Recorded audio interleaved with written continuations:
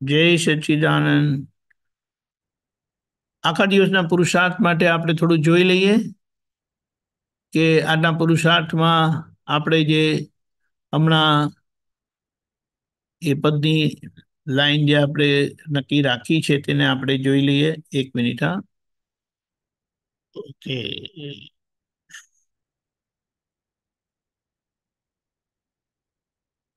Hold on.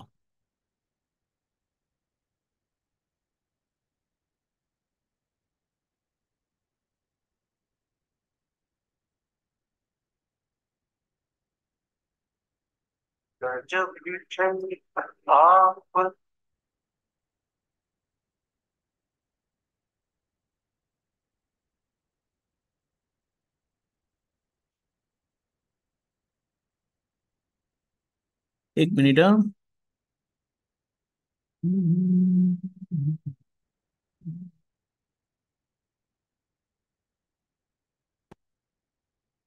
Play કરું છું. ગજબ છે આપની ક્ષમતા વિચક્ષણ સમય સૂચકતા વિરુચિ હોય સામે પણ ભસીને દોષ ના જોતા. ગજબ છે આપની ક્ષમતા વિચક્ષણ સમય સૂચકતા વિરુચિ હોય સામે પણ ભસીને દોષ ના જોતા.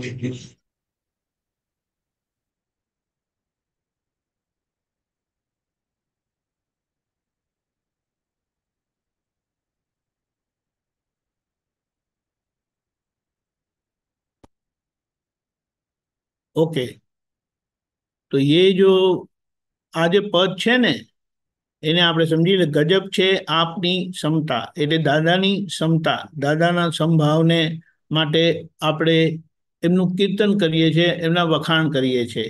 વિચક્ષણતા એટલે ચતુરતા, તીવ્ર સમજ શક્તિ વાળું, તરત સમજી જાય એવું, બુદ્ધિમાન, વિચારશીલ, ડાયું, કાબેલ, હોશિયાર. વિચક્ષણ એટલે સમય સૂચકતા. સમય સૂચકતા એટલે સમય સંજોગોને યોગ્ય તત્કાળ કાર્ય કરવાની સમજણ. જે વખતે જે કામ કરવાનું હોય તે વખતે તે કામ કરવાની સૂઝી એટલે સમજ આવવાની શક્તિ.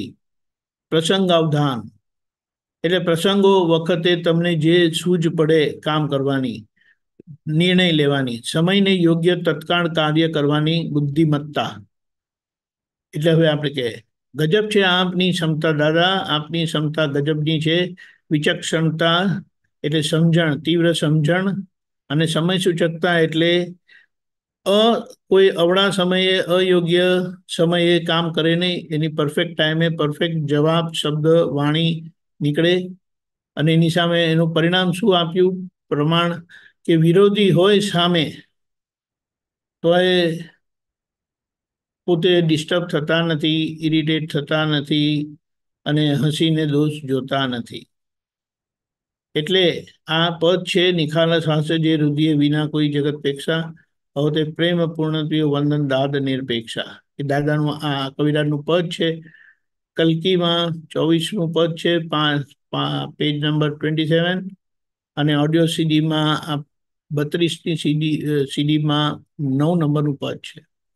એટલે આપણે આ જ્યારે વારે વારે એને વાગોડીએ તો એ દાદાનું પૂર્ણ આપણે ગાઈએ છીએ, અને એ દાદાનું કીર્તન કહેવાય. અને એ કીર્તન કરતા કરતા આપણી અંદર પણ એ ક્ષમતા ખુલ્લી થાય, સંભાવે નિકાલ કરવાની શક્તિ ખુલ્લી થાય, વિચક્ષણતા ખુલ્લી થાય, સમય સૂચકતા ખુલ્લી થાય. પછી આપણી જોડે પણ એવા પરિણામ આવશે કે સામા વિરોધી હશે તો એમને નિર્દોષ જોશો, એટલે તમારું હાસ્ય બગડશે નહીં. એટલું જ મુક્ત હાસ્ય સાથે એ વાતને, એ સંજોગોને જોશો તમે. એટલે આ રીતે આ કડીને વાગોડવાની છે. આ તમને એની ઓડિયો ફાઇલ હું મૂકી દીધી છે, રજની દાદા પાસે આવી ગઈ છે, એ તમને ફોરવર્ડ કરશે. અને આ જે પુરુષાર્થનું જે પેજ છે ને, એની PDF પણ તમને મળી જશે. જય સચ્ચિદાનંદ. જયપ્રકાશ, સોરી હું લેટ થયો. તો આપણે હવે એવરીડે લાઈફમાં કેવી રીતના મૂકવાનું છે આ? કેવી રીતના પુરુષાર્થ કરવાનો? અને સપોઝ આ હું પુરુષાર્થ તમારી આપણે સાથે આપણે વાત કરું. આપણે નક્કી કરવાનું પહેલા તો, કે આ પહેલા ગાવાનું આપણે. અને ગાવાનું આ ગાઈએ છે, જેમ આપણે સિદ્ધ સ્તુતિ બોલીએ છીએ ને, હા. સિદ્ધ સ્તુતિ આત્માના ગુણો ગાઈએ છે. આ જે ગુણ છે ને, તે દાદાના ગુણ છે. હમ. જ્ઞાની પુરુષના ગુણ આવા છે. ગજબ છે એમની ક્ષમતા, ગજબ છે એમની વિચક્ષણતા, ગજબ છે એમની સમય સૂચકતા. પ્રમાણ શું? વિરોધી પણ સામે હોય તો એ એમને દોષિત જોતા નથી, અને એમનું હાસ્ય બગડતું નથી. હા, એ બરાબર. પણ હવે હું એટલે તમારી આનો સામે મતલબ હવે હવે તમારી આપણે સામે આવું. નોર્મલી આપણે દાખલો લઈએ હા. કે તમે હમણાં કંઈ કામ કરી રહ્યા છો, સમજો કે સત્સંગનું છે કે કંઈ પણ કામ કરી રહ્યા છો, અને અચાનક તરુબા આવીને કંઈક તમને કહે, તો તમારું મગજ ફરી જાય. હમ.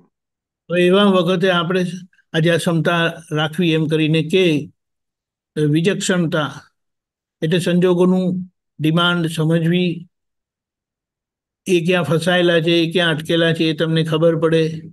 અને હમણાં આ ટાઈમ આજે, એટલે હમણાં પ્રેઝન્ટ જ્યારે આવ્યા છે તમારી સામે, તો હમણાં તમારે તમારી વસ્તુ તરત બાજુ પર મૂકી દેવાની. All focus and attention on you. એવી રીતે કરીને તમે રહો, એટલે એમને પણ એમ થાય કે મારી કદર કરે છે, મારું ધ્યાન રાખે. નહીં તો પછી એ ડિસ્ટર્બ થઈને જાય.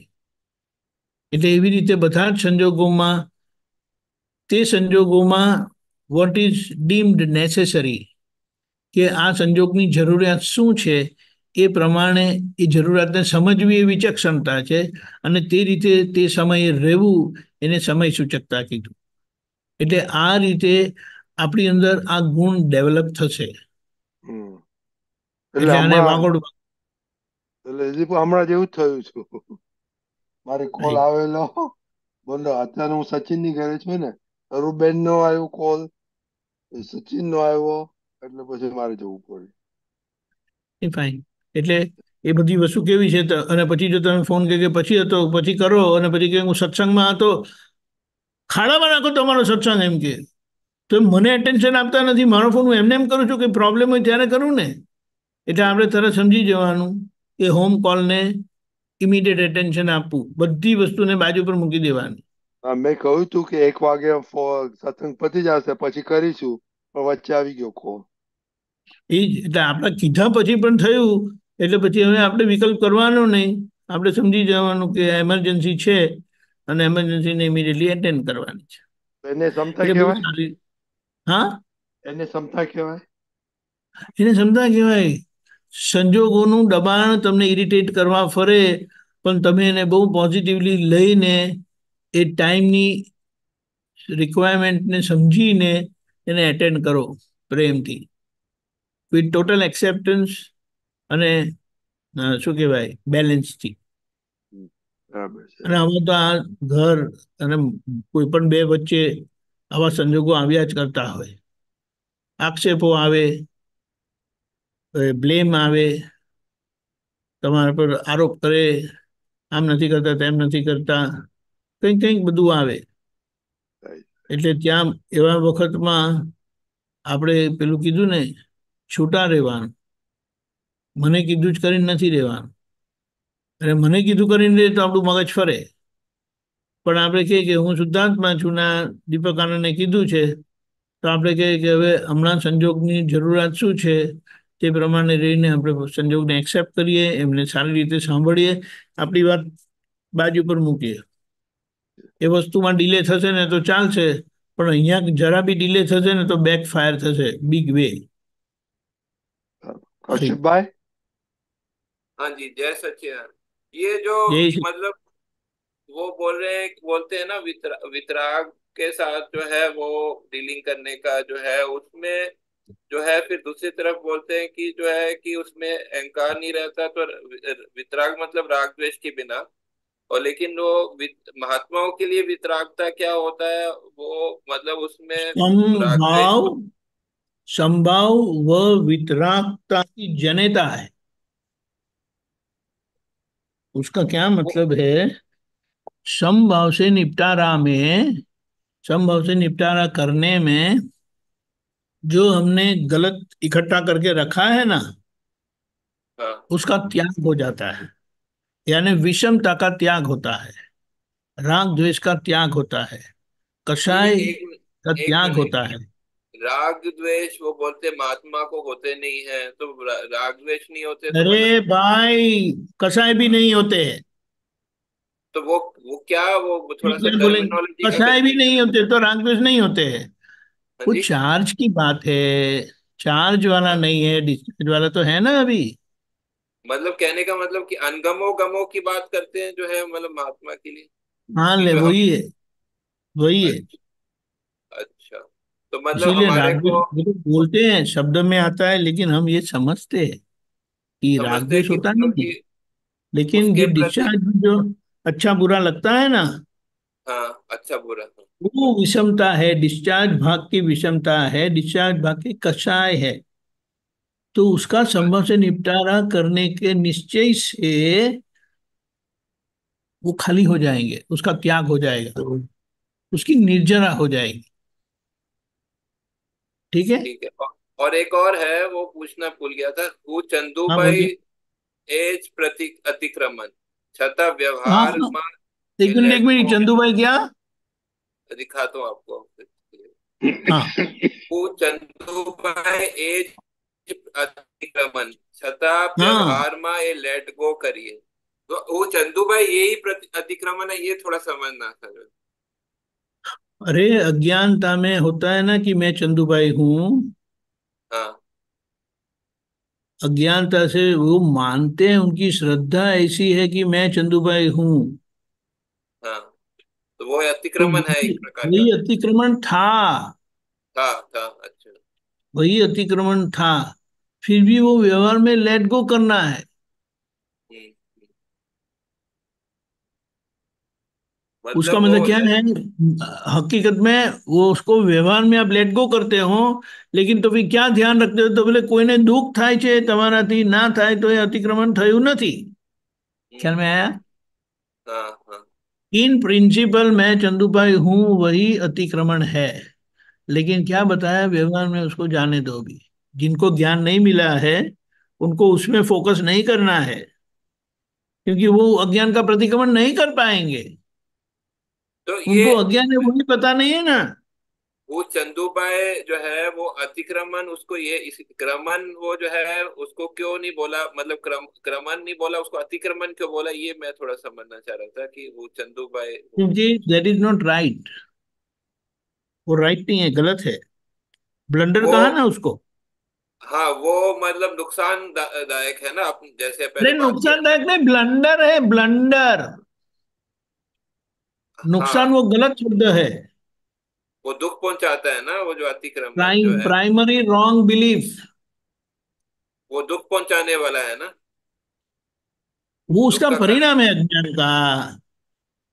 अच्छा, वो दुख ख्याल का में आया? कारण बनता है, वो दुख का कारण हाँ। बनता है, वो दुख का कारण बनता है। अरे वो तो है ही, लेकिन उसको दुख का कारण नहीं बोलना, उसको अज्ञान बोलना है, और अज्ञान तो खुद दुख का कारण है ना। हाँ, ऐसा। ठीक। समझ गया। ठीक, क्लियर। ओके, जय। फाइन। ઓકે, હવે ટાઈમ થઈ ગયો છે, કશ્યપભાઈ ફોલો કરજો ત્રિમંત્ર। ठीक। नमो वीतरागाय, नमो नमो अरिहंताणम, भगवतान। नमो सिद्धाणम, नमः। नमो आयरीयाणम, नमो आयर्याण नमो वज्रायाणम, नमो वज्रायणम नमो लोय सव साहुणम, नमो लोये शव शाहुणम ऐसो पंचनमुकारो, ऐशो पंचलमुखो चौव पावक कणासणो, सौव पावपणासनो મંગલાણં ચ સૌવેસીમ મંગલાણમ ચ સૌવેસીમ પરમં હવૈ મંગલમ. નમઃ હવૈ મંગલમ. ઓમ નમો ભગવતે વાસુદેવાય. ઓમ નમો ભગવતે વાસુદેવાય. ઓમ નમઃ શિવાય. ઓમ નમઃ શિવાય. જય સચ્ચિદાનંદ. જય સચિદ. કાલનો પ્રોગ્રામ સવારે 6:30 પ્રાતઃવિધિ, 10:15 ગુજરાતી સત્સંગ, 4:30 કીર્તન ભક્તિની આરતી, રાત્રે 9 વાગે વર્લ્ડવાઇડ સત્સંગ. આખા દિવસના ઝૂમ પ્રોગ્રામમાં પધારજો, પ્રશ્ન લઈને આવજો, ખૂબ પૂજજો, તો આપણું સમાધાન થશે ને આપણો ઉત્તમ સત્સંગ થશે.